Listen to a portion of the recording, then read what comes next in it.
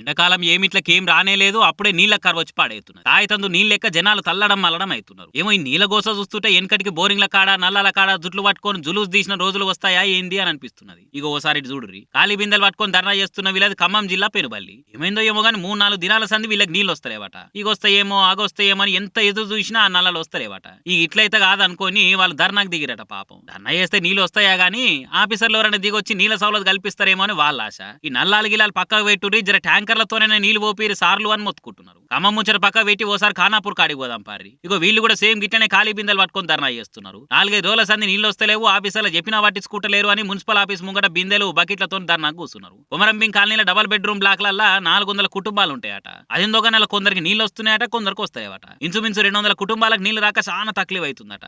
ఏదో ఓడి చేసి నీళ్ళు వచ్చే మార్గం చూపెట్టుర్రి అని నీళ్లు రానోళ్ళు దండం పెట్టి చెప్తున్నారు. ఇప్పుడే ఇట్లుంటే రేపు ఇంకెంత కోసుంటుందో తలుచుకుంటేనే మస్తు భయం అవుతుంది పోరి.